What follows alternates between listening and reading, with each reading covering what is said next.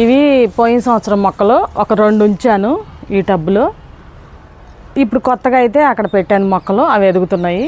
ఈ పోయిన సంవత్సరం మొక్కలు వీటిని ఇప్పుడు కోసుకుందాం.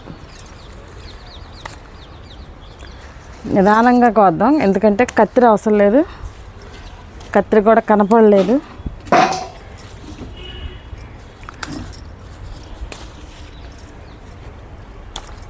ఎండలు బాగా ఉన్నాయి కదండి, కొంచెం వంకాయలు సైజు తగ్గింది, లేకపోతే బారుగానే ఉండేవి. అయితే లేండి, టేస్ట్ మటుకు బాగుంటుంది. మన తోటలో కదండి, ఇలా కోస్తే అలా మగ్గుతాయి.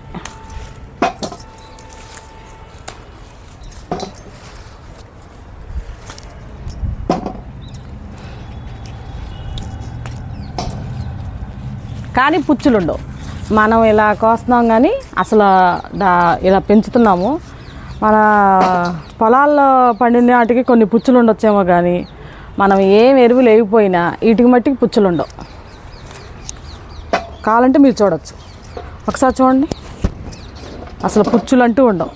చిన్నకాయ చాలా బాగుంటుంది. అక్కడ ఇంకో చెట్టు ఉంది, కోస్తా. ఒక 1/4 కిలో వచ్చినాయి. ఇది కూడా అంతే, ఒక చిన్న చెట్టు, లేతగా ఉన్నాయండి.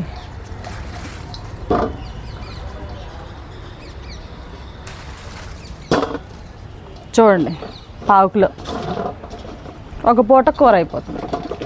చాలా బాగుంది. ఇప్పుడు ఈ వంకాయలు కోసుకున్నాం కదా, దొండకాయలు కూడా ఉన్నాయి. మొన్న కొంచెం కోసాను, ఇప్పుడు ఒక 1/4 కిలో, అవి ఇవి కలిపితే 1/4 కిలో అవుతాయి. ఒకసారి చూపిస్తాను, కోస్తాను. రండి లోపలికి రండి. ఇగోండి లైన్గా దొండకాయలు.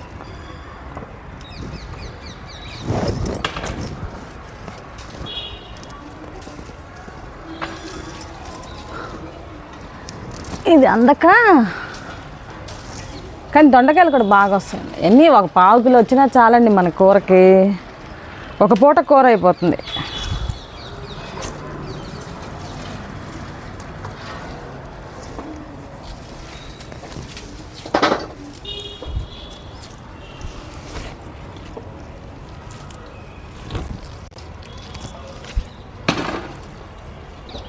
ఇవిగోండి, ఇవో 1/4 కిలో, కొంచెం 1/4 కిలో మీద కొంచెం ఉంటాయి దొండకాయలు. మొన్న కూడా కోసాను, ఇంకా ఎక్కడ ఉండాలి చూస్తాను. ఒక పూట కూరకు వస్తాయి, చాలు. నెక్స్ట్ ఇక్కడ బీరకాయలు ఉన్నాయి, అవి ఇంకో రోజు హార్వెస్ట్ చేసి అటు కూడా ఉన్నాయి, మీకు చూపిస్తా.